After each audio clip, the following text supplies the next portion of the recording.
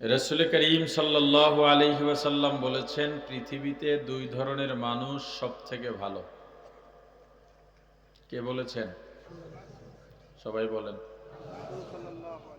কয় ধরনের মানুষ ভালো?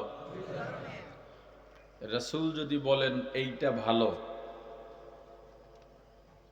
এই ভালোর উপরে পৃথিবীতে আর কোনো ভালো থাকতে পারে? রাসূলের বলা নির্ধারণ করা ভালোই পৃথিবীর শ্রেষ্ঠ ভালো। কয় ধরনের মানুষকে ভালো বলছেন? কে বলছেন? জোরে। এক, যারা কোরআন শেখে। এক, যারা, সবাই জবাব দেবেন, লাভ আছে। এক, যারা। দুই, যারা শিখান। দুই, যারা। যারা শেখে তাদেরকে কি বলে? বলেন।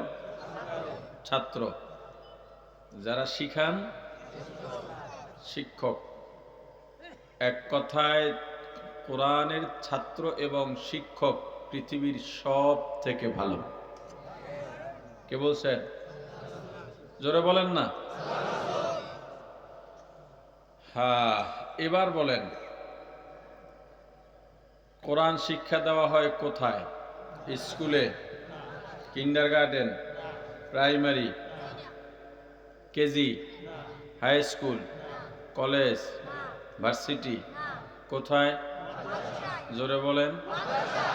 অতএব পৃথিবীর সর্বশ্রেষ্ঠ শিক্ষা প্রতিষ্ঠান মাদ্রাসা। কে বলছেন? সবাই। এবার বলেন, মাদ্রাসায় যারা শেখে এবং শিখান, অর্থাৎ মাদ্রাসার ছাত্র শিক্ষক দেখলে আমরা কি বলে ডাকি? বলেন। অতএব পৃথিবীতে সর্বশ্রেষ্ঠ হলো হুজুররা। কারা? কে বলছেন? জোরে বলেন। এখন আপনি হুজুরদেরকে ভালো জানেন চাই না জানেন, তাতে হুজুরদের কিচ্ছু যায় আসে না। হুজুরদের শ্রেষ্ঠত্বের সনদ দিয়েছেন মুহাম্মদুর রাসূলুল্লাহ সাল্লাল্লাহু আলাইহি ওয়াসাল্লাম। তবুও আপনার প্রশ্ন তো থাকবেই যে আল্লাহ রাসূল কি ডাক্তার, ইঞ্জিনিয়ার, বিজ্ঞানী চোখে দেখলেন না? হুজুরদেরকে কেন এত ভালো বললেন? এই পৃথিবীতে হুজুরদের কি অবদান আছে? হুজুররা কি আবিষ্কার করতে পেরেছে?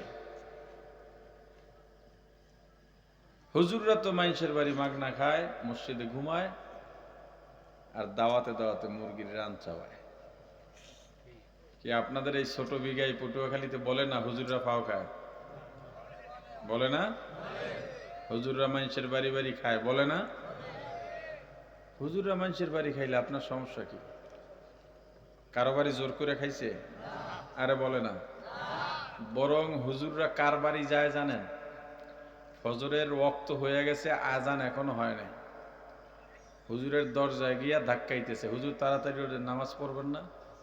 হুজুর চিন্তা করলো, আমার জিগায় নামাজ পড়বো কিনা, লোকটাকে না। দরজা খুইলা দেখে এলাকার হোমরা চোমরা একজন। কি ব্যাপার আপনি? হুজুর বড় বিপদে পড়ে আইছি।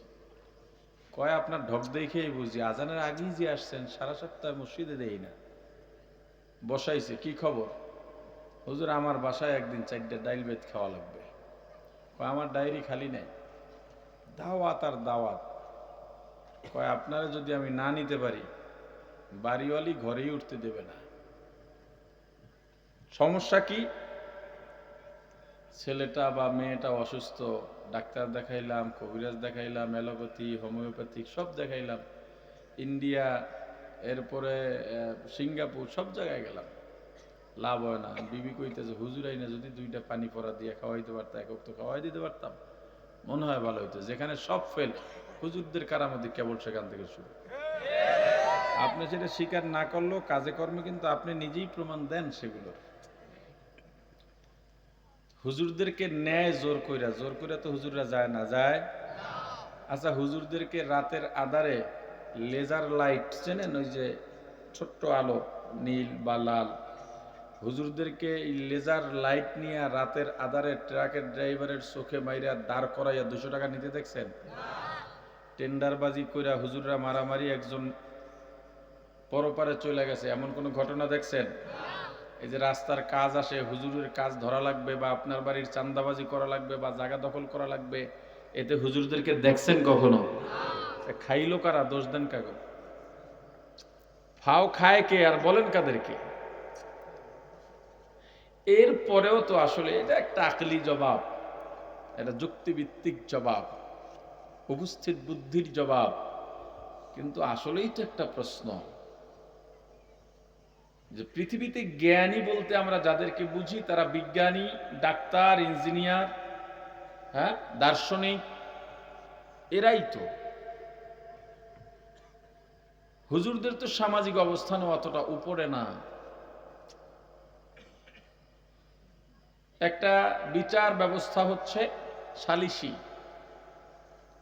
ইমাম সাহেব যদি হাঁটার অবস্থায় দেখে মানুষের ভিড়, সালিসি চলতেছে, হুজুর যদি জিজ্ঞেস করেন ভাই এখানে কি হচ্ছে, হুজুর এগুলো আপনি বুঝবেন না, আপনি মসজিদে যান, হুজুরে বোঝে না। সামাজিকভাবে আপনারা হুজুরদেরকে তো এই জায়গাটাই ফলাইয়া রাখছেন, তাহলে এই হুজুরদেরকেই আল্লাহর রাসূল এত ভালো বললেন কেন? এর কারণ আছে না নাই? এর আগে একটা কথা বলি, হুজুর আসলে কারা? হুজুররা আসলে কি? আমাদের বাড়িতে আমার যে মাদ্রাসা জামিয়া মহিউস সুন্নাহ, এখানে গত ডিসেম্বরে মাহফিল হয়েছিল, তাফসির মাহফিল। আমাদের ধর্ম উপদেষ্টা আসছিলেন। যেহেতু উনি মন্ত্রী, স্বাভাবিকভাবে প্রশাসনের লোকজন গিয়েছিলেন প্রচুর, পটুয়াখালী, কলাপাড়া, মহিপুরের অনেক। তাদের মাঝে একজন আমাকে জিজ্ঞেস করলেন যে হুজুর, আপনাদের হুজুরদের মাঝে মিল নাই কা? আমার মনে হয় এখানে যতজন আছেন সবারই একই প্রশ্ন, ঠিক না? গতকালকে দুজন ভদ্রলোক কলাপাড়া থেকে গেছেন আমাদের এলাকায়, একটা ঝামেলা হয়েছে তাদের সাথে, ওই এলাকার কিছু মানুষের, এর একটা মীমাংসা হবে। তাদেরও একজন একই প্রশ্ন করলেন, হুজুর সবই ঠিক আছে, কিন্তু হুজুরদের মাঝে যে মিল নাই, একজন আর একজনের বিরুদ্ধে বলে, এটা তো ভালো লাগে না। আচ্ছা, হুজুররা আসলে কারা বা হুজুর কি? প্রথমত এটা স্মরণ রাখেন, পৃথিবীতে যত মানুষ আছে সব মানুষ। দৃশ্যগত সবাই কি? সৌরতগত সবাই কি? মানুষ। এটাই হলো মূল পরিচয়। এরপরে আসে ধর্মের পরিচয়। ধর্মের কারণে আমার ধর্মীয় পরিচয়টা পাল্টে দেয়। মানুষের এক একজনের পরিচয়, কেউ হয় হিন্দু, কেউ মুসলিম, কেউ খ্রিস্টান, কেউ হিদি, কেউ নাসারা, কেউ বৌদ্ধ, কেউ রাখাইন, এই তো। এরপরে তার প্রফেশন, তার লেখাপড়া, তার কর্ম পরিচয় আলাদা করে দেয়। কিন্তু মূলে সবার পরিচয় কি? আরে বলে না, বলেন, মানুষ। আমি মাদ্রাসায় লেখাপড়া করছি, এই জন্য আমাকে কি বলতেছেন? হুজুর। আমি যদি ডাক্তারি পড়তাম আমার হুজুর বলতেন? বলেন না। আপনাদের চেয়ারম্যান সাহেব, চেয়ারম্যান হওয়ার আগে নিশ্চয়ই ওনাকে নাম ধরে ডাকতো, অমুক, ঠিক না? এখন কি বলে? উনি আগের ব্যক্তিটাই হঠাৎ করে চেয়ারম্যান হয়ে গেলেন কেন? তার কর্মের কারণে। কথা বলে না। আমার পরিচয়টা পাল্টে গেল কেন? আমার লেখাপড়ার কারণে, ঠিক না? আমি যদি ইঞ্জিনিয়ারিং নিয়ে লেখাপড়া করতাম তখন আমাকে ডাক্তারও বলতেন না, হুজুরও বলতেন না, কি বলতেন? প্রকৌশলী বা ইঞ্জিনিয়ার। এই যে ব্যাপারগুলো, এটা কেউ ভাবে না। হুজুর হইলেই যে সে জান্নাতি এমনও না, তবে হুজুরদের মধ্যে বেশিরভাগ জান্নাতে যাবে। জাহান্নামে কারা যাবে এটা বলা সহজ,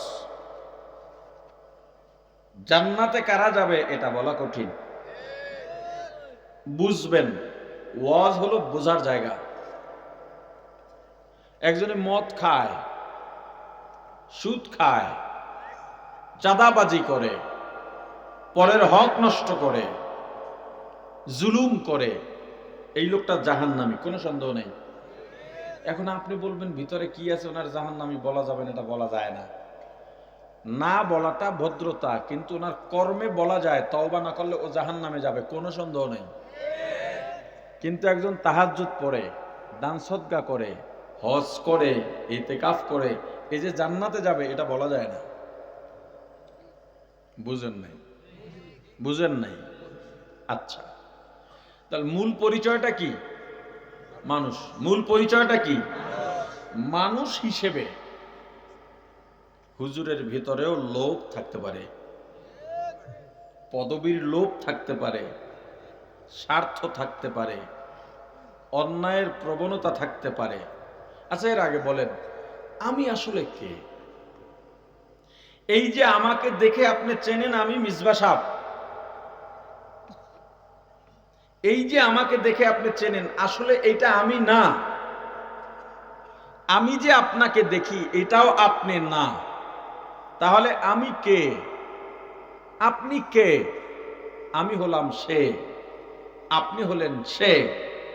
দরজা বন্ধ করে ঘরের ভেতরে অন্ধকারে নিরালায় একাকিত্ব সময় যেটা ভেবে বেড়াই, করে বেড়াই, দেখে বেড়াই, ওইটাই আমি, ওইটাই আপনি। বাইরে তো পতিতারাও বোরকা পরে বের হয়। কথা বুঝেন নাই? আমি আপনার এখানে তো বড় হুজুর সাইজেই আসব, কিন্তু এইটা আমার পরিচয় না। তাহলে প্রত্যেকটা মানুষের প্রথম পরিচয় মানুষ, এরপরে তার অবস্থা, কর্ম, কাজ, অভ্যাস, লেখাপড়া এগুলো তার পরিচয় আলাদা করে দেয়। কিন্তু মানুষ হিসেবে প্রত্যেকের ভিতরের একটা চাহিদা আছে। হ্যাঁ, এটাও ঠিক, কর্ম মানুষের কোনো কোনো চাহিদাকে দমায়া রাখে, শিক্ষা মানুষের কোনো কোনো খারাপ চাহিদাকে দমায়া রাখে, বিবেকটাকে বাড়ায়া দেয়। এটাও সাপোর্টিভ।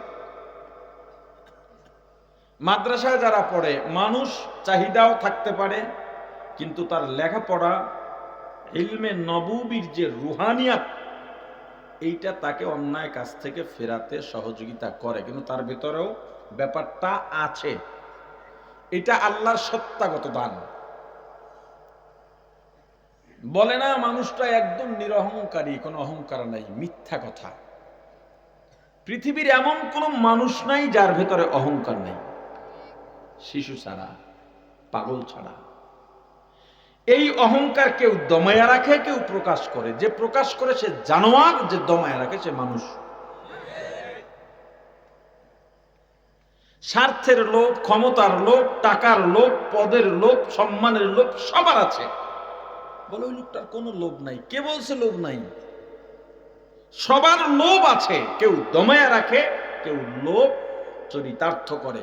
যে দমায়া রাখে ও মানুষ, যে দমায়া রাখতে পারে না ও মানুষ রূপী জানোয়ার। হুজুরদের মাঝে মিল নাই, আপনি মিলাবার মতো অবাস্তব স্বপ্ন কেন দেখেন? হুজুর হইলেই যদি ফেরেশতা হয়ে যাইতো তাহলে তো পৃথিবী আর পৃথিবী থাকতো না, ভালো মন্দ মানুষ যাচাই করতে পারতো না। অনেকে বলে বউ শাশুড়ি মা আর মেয়ের মতো থাকবে, কিন্তু তারা মিল থাকে না কেন? ছেলে বলে হুজুর বিয়ে করছি, বউটা মায়ের সাথে মিলে থাকবে, মা বউর সাথে মিলে থাকবে। মা এটা মনে করলেই তো হয়, তার মেয়েটাও আরেক বাড়িতে গেছে, আরেক বাড়ির মেয়ে তার ঘরে আসছে, তার মেয়েটাকে পরের বাড়ি যেভাবে দেখতে চায়, আমার বউটাকেও তো আমার মা ওইভাবেই ভাইবা নিতে পারে, কারণ আমার বউকেও তো তার মা বাবা আমার বাড়িতে ওইভাবে থাকাটা দেখতে চায়। আমার উত্তর হলো, এই অবাস্তব স্বপ্ন কেন দেখেন? এই ইচ্ছাটাই বা কেন করেন? আমাকে বলেন, আপনাদের এই অঞ্চলে বউ শাশুড়ি মেয়ে আর মায়ের মতো থাকে, 100-র মধ্যে একজন আছে পরিবারে? আরে বলেন, 1000-এর মধ্যেও পাবেন না, তবু আমি 100-র মধ্যে একজন দিলাম। এটা হলো অস্বাভাবিক ব্যাপার, এটাকে দলিল হিসেবে আনা যাবে না। অস্বাভাবিক বিষয়কে দলিল হিসেবে দাঁড় করানো যায় না। বউ শাশুড়ির দ্বন্দ্ব থাকবে, পছন্দ করবে না, এটাই ঠিক। পুরুষ যদি মেরুদণ্ডওয়ালা হয়, এর মাঝেই মা আর বউকে নিয়ন্ত্রণ করবে, ঝগড়া লাগবে না। বউ শাশুড়ির দ্বন্দ্ব লাগে অযোগ্য পুরুষের কারণে। হয়তো মায়ের কথায় প্রভাবিত হয়, না হয় বউয়ের কথায় প্রভাবিত হয়। আচ্ছা, যে কথা বলতেছিলাম, এই যে আলেমদেরকে আল্লাহ রাসূল এত বেশি ভালো বললেন, হুজুরদেরকে সব থেকে ভালো বললেন, আল্লাহ রাসূল কি বিনা কারণে বেহুদো কথা বলবেন? আপনাদের কি মনে হয়? বেহুদো কথা তো বলবেন না। আমি দালিলিক জবাব দেওয়ার আগে এতটুকু বলি, ইলম এমন এক জিনিস যে মানুষের ভিতরে পশুত্ব থাকে এটাকে দূর করে দেয়, অমানুষটাকে মানুষ বানায় দেয়, এজন্য সে শ্রেষ্ঠ হয়ে যায়। আর ইঞ্জিনিয়ার হওয়া এতে কি আসে যায়? প্লেন হয়েছে কত বছর আগে, এটা এটা আবিষ্কার করলেই কি না করলেই কি? বৈদ্যুতিক এই লাইট আবিষ্কার হয়েছে আর কতদিন আগে, এটা হইলেই কি আর না হইলেই বাকি। এর দ্বারা জ্ঞান প্রমাণ হয় না, শ্রেষ্ঠত্ব প্রমাণ হয় না, এটা আলগা জিনিস। আগে কথা বলছে মানুষ মাইক ছাড়া, এখন মাইকে বলে। এটা একটা বাড়তি জিনিস, এটা জীবনের অনুষঙ্গ না, এটা জীবনের সাথে প্রাসঙ্গিক হয়েছে অবস্থার কারণে, কিন্তু এটা ছাড়াও চাইলে আমি চলতে পারি। মোবাইল ছাড়া চাইলে চলতে পারি, কুরিয়ার ছাড়া চাইলে চলতে পারি, প্লেন ছাড়া চাইলে চলতে পারি, মোটরসাইকেল ছাড়া চাইলে চলতে পারি, বিদ্যুৎ ছাড়া চাইলে চলতে পারি, ঘড়ি ছাড়া চাইলে চলতে পারি। কারণ এগুলো সব অল্প দিনের আবিষ্কার। এর আগে হাজার হাজার বছর গেছে, কোটি কোটি মানুষ গেছে, কি রাস্তা পুরো মরে গেছে সব? আর বলে না। তাহলে যোগ্যতার মাপকাঠি এগুলো নয়, যোগ্যতার মাপকাঠি আবিষ্কার নয়। এখন যারা মাদ্রাসায় শেখে, কোরআন শেখে আর শিখান, যারা আলেম, যারা হুজুর, এদেরকে আল্লাহ রাসূল এত ভালো কেন বলছেন? ভালো বলছেন কে? জোরে কাদেরকে বলছেন? কোরআনের ছাত্র আর যারা কোরআন শেখে আর শিখান, তাদেরকে ভালো বলছেন। কে বলছেন? জোরে বলেন। আল্লাহর রাসূলের পক্ষে জবাব দিয়েছেন, সত্য সাক্ষী দিয়েছেন আল্লাহ। কে দিয়েছেন? বক্তব্য দিয়েছেন কে? রাসূল। আর রাসূলের পক্ষে দলিল দিয়েছেন কে? আল্লাহ যে জবাব দিয়েছেন, অনেকগুলো জবাব। এই অনেকগুলো জবাবের এক জবাব, যারা কোরআন শেখে আর শিখান তাদের এত দাম কেন? আল্লাহ বলেন, কোরআন শেখার মাধ্যমে মানুষ, ওই যে বলছিলাম মানুষ, এই মানুষ প্রকৃত মানুষ হয়। কোরআন না শিখলে মানুষ মানুষই হতে পারে না।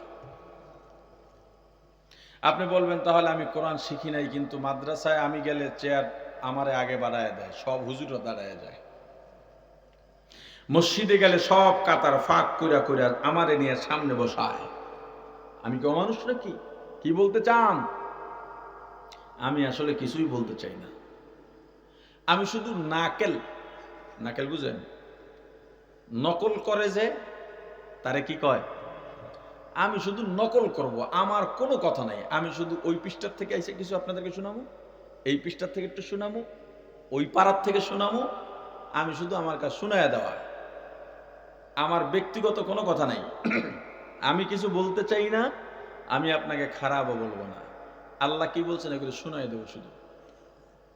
এখন যদি আপনি মনে করেন না এই কথা আমি সহ্য করতে পারতেছি না, তাহলে কি আমার ওয়াজ বন্ধ হয়ে যাবে?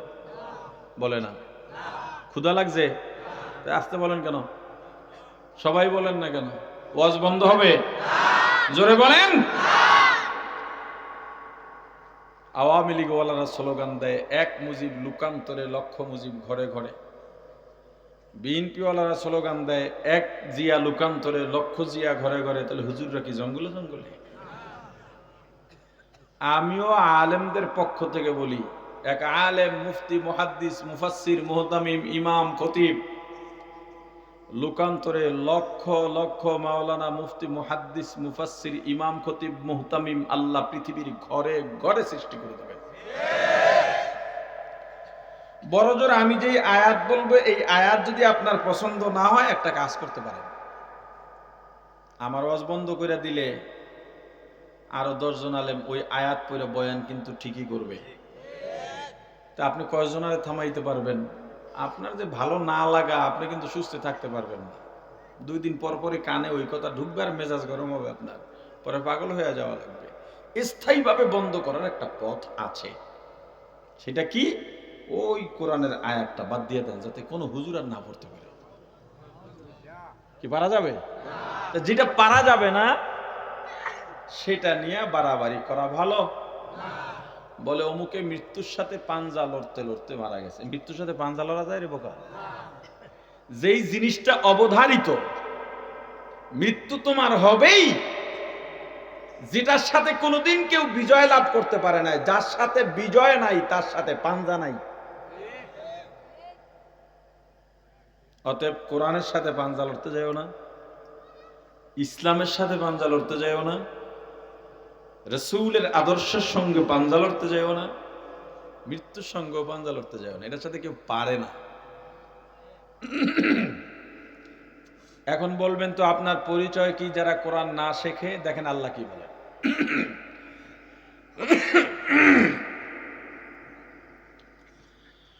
وَلَقَدْ ذَرَأْنَا لِجَهَنَّمَ كَثِيرًا مِنَ الْجِنِّ وَالْإِنسِ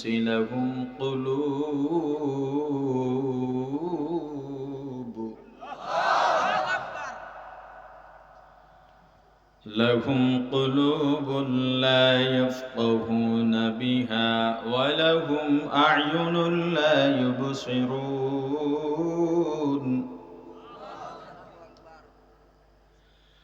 ولهم أعين لا يبصرون بها ولهم آذان لا يسمعون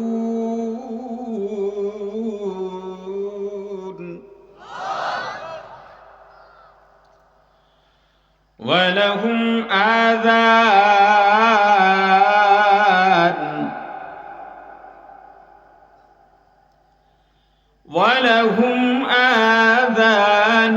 لا يسمعون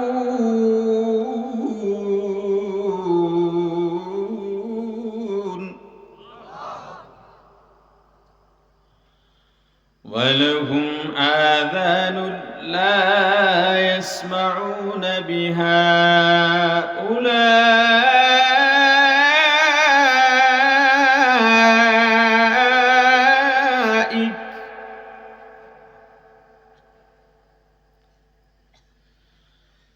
ولهم آذان لا يسمعون بها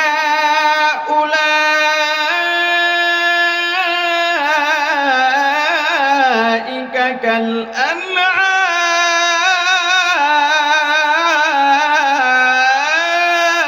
كالأنعام ولهم آذان لا يسمعون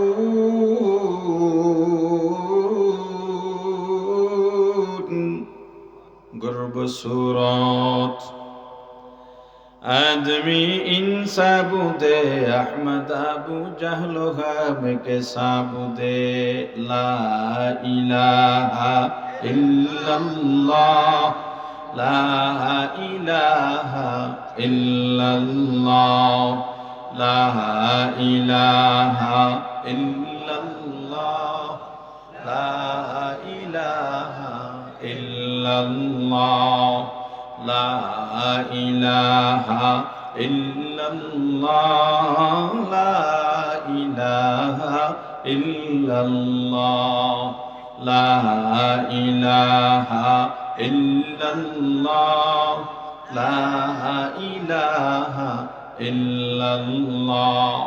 প্রাণের ভাই আমার, মানুষকে মানুষের মতো দেখলেই মানুষ বলা যায় না, মানুষের মতো হাত পা থাকলেই মানুষকে মানুষ বলা যায় না, মানুষের মতো কথা বলতে পারলেই মানুষকে মানুষ বলা যায় না, মানুষের ঔরস জাত হলেও মানুষকে মানুষ বলা যায় না। মানুষের মতো দেখলেই যদি মানুষকে মানুষ বলা যাইতো, নবীজির চেহারা আবু জাহেলের চেহারা দেখতে প্রায় একই রকম ছিল। নবীজি আর আবু জাহেলের সম্পর্ক ছিল চাচা ভাতিজা। নবীজি যেই বংশের থেকে দুনিয়াতে আসছেন, আবু জাহেলও সেই বংশের থেকে দুনিয়াতে আসছে। নবীজির শরীরে যেই বংশের রক্ত, আবু জাহেলের শরীরে একই বংশের রক্ত। নবীজি হলেন রহমাতুল লিল আলামিন, সাইয়্যিদুল মুরসালিন, ইমামুল মুরসালিন। কিন্তু আবু জাহেল হলো চিরস্থায়ী জাহান্নামী।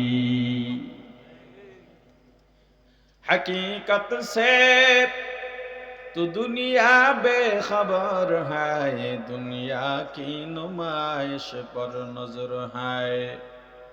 नबी गोयाम के आज दुनिया जुदा बाश, बहर कारे के बाशी बा खुदा बाश, सिस्ते दुनिया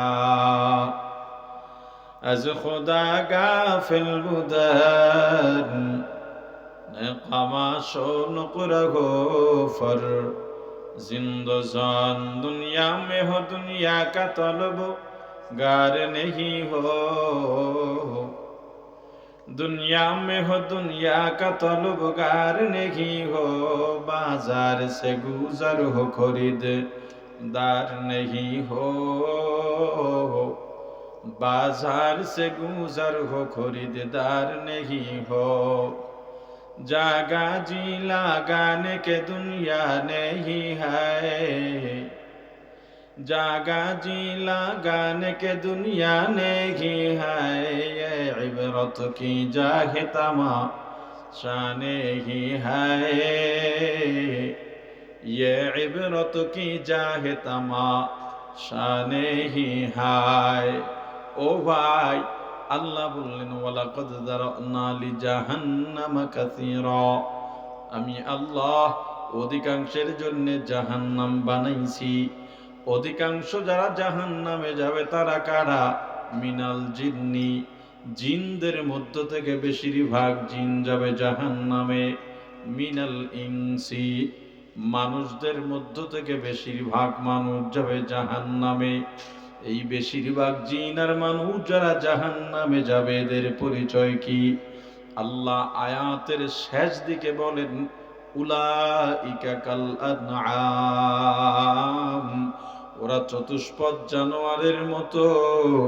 শুধু জানোয়ারের মতো নয়, বালহুম আদল, বরং জানোয়ার থেকেও খারাপ। কে বলছেন? জোরে আল্লাহ। যারা কোরআন শেখে আর শিখাম তাদের এত দাম কেন? অনেকগুলো জবাবের এক নম্বরে জবাব, যারা কোরআন শেখে না তারা মানুষই হতে পারে না। কোরআন শিখার মাধ্যমে মানুষ প্রকৃত মানুষ হয়। আর আল্লাহর দরবারে মানুষের দাম দুনিয়ার আর কারো কোনো দাম নাই। কাফেরদের দাম নাই কেন? আল্লাহ বলেন দুনিয়ার সব মাছি আর মশা, এদের পাখনা যদি এক জায়গায় করা হয় দুনিয়ার মানুষ টাকা দিয়া কিনবে না।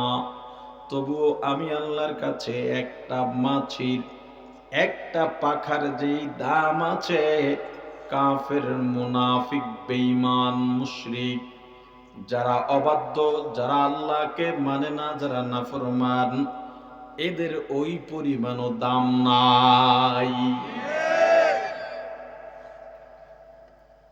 মানুষের দাম আর মানুষ হয় কোরআন শেখার মাধ্যমে। যেই গ্রন্থ শেখার মাধ্যমে মানুষ মানুষ হয়, ওই গ্রন্থ যারা শেখে আর শেখান তারা দুনিয়ার সব থেকে আল্লাহর কাছে ভালো।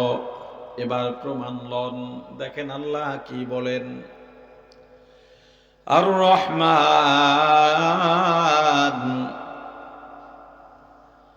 আল্লামাল কুরআন খালাকাল ইনসান।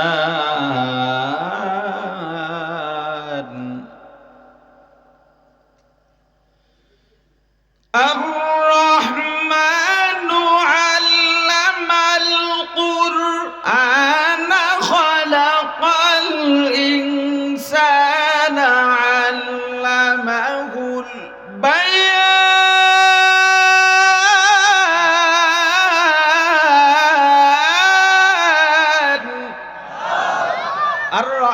দয়াময় আল্লাহ।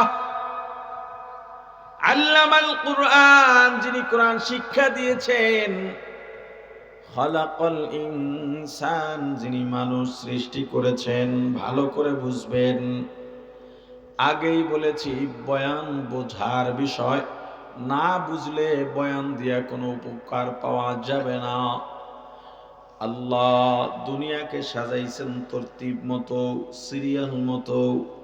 দুনিয়ায় যারা তরতিব অনুযায়ী কাজ করে না, আমল করেন, তাদের আমল আল্লাহর কাছে দামি। যেমন একজন ব্যক্তি 5 ওয়াক্ত নামাজ পড়ে, ওয়াজিব আদায় করে, সুন্নতে জায়েদা আদায় করে না, সুন্নতে মুআক্কাদা কামাই দেয় না, তাহাজ্জুদও পড়ে না, তেলাওয়াত করার সময় পায় না, দরুদও পড়ে না, নফল ইবাদত করে না, জিকির করে না, দান সদকাও করে না, কিন্তু ফরজ ওয়াজিব সুন্নতে মুআক্কাদা নিয়মিত আমল করে, কখনো কাজা করে না। এই ব্যক্তির আমল আল্লাহর কাছে ওই ব্যক্তি অপেক্ষা উত্তম, যেই ব্যক্তি নামাজ ফরজ আদায় করে, ওয়াজিব আদায় করে, সুন্নতে মুআক্কাদা আদায় করে, আসরের আগে 4 রাকাত সুন্নতে জায়েদাও আদায় করে, এশার আগে সুন্নতে জায়েদা আদায় করে, ইশরাক পড়ে, চাস্তের নামাজ পড়ে, আওয়াবিনও পড়ে, কিন্তু মাঝে মাঝেই জোহরের ওয়াক্ত ছুটে যায়, আসরের ওয়াক্ত ছুটে যায়, ধারাবাহিকতা নাই। এই ব্যক্তির থেকে ওই ব্যক্তির আমল ভালো, যে ধারাবাহিকভাবে ফরজ ওয়াজিব সুন্নতগুলো আদায় করতে থাকে। আল্লাহ দুনিয়া সাজাইছেন তরতিব অনুযায়ী। আল্লাহর কাজে কোনো অসৌন্দর্য নাই, আল্লাহর কাজের মাঝে কোনো ছন্দপতন নাই। কোরআন সবচেয়ে দামি কিতাব, বলেছেনি? আল্লাহর তরতিব, আল্লাহর সিরিয়াল কত সুন্দর। একটা মানুষের দিকে তাকাও, দেখো আল্লাহর তরতিব কত সুন্দর। মাথার তরতিব যেখানে সেখানেই মাথা দিয়েছেন, কপালের তরতিব যেখানে সেখানেই কপাল দিয়েছেন, চোখের তরতিব যেখানে সেখানেই চোখ দিয়েছেন, নাকের তরতিব যেখানে সেখানেই নাক দিয়েছেন, মুখের তরতিব যেখানে সেখানেই মুখ দিয়েছেন। বলে এই মুখ সামনে নিয়ে না যদি ঘাড়ের মধ্যে পেছনে দিয়ে দিত কেমন হইতো? কথা কয় না। আল্লাহর তরতিব এত সুন্দর, কিন্তু সূরাতুর রহমান এমন দামি সূরা, কিয়ামতের ময়দানে জান্নাতীদের সমাবেশ ঘটাইয়া আল্লাহ রাব্বুল আলামিন জান্নাতীদের অন্তরকে শান্ত করার জন্য আল্লাহর কুদরতি জবানে সূরাতুর রহমান তেলাওয়াত করে শোনাবেন। আল্লাহর তেলাওয়াতের সুরের ঝংকার এত মধুর তেলাওয়াত, জান্নাতীরা আল্লাহর জবানের তেলাওয়াত শুনে আবেগ আপ্লুত হয়ে সেজদায় পড়ে থাকবে। এই সেজদায় বেহুশ হইয়া হাজার হাজার বছর কাটায় দেবে, বলতেও পারবে না। কাদের কুদু রত্তুদারি বরকামাল, আনতা রব্বি আনতা হাসবি জু জালাল, তুহি কাদের জলিলুল্লাহ জাহাদার, বহর হালে তুহি মেরা নিগাহদার। লা ইলাহা ইল্লাল্লাহ, লা ইলাহা ইল্লাল্লাহ, লা ইলাহা ইল্লাল্লাহ, লা ইলাহা ইল্লাল্লাহ, লা ইলাহা ইল্লাল্লাহ।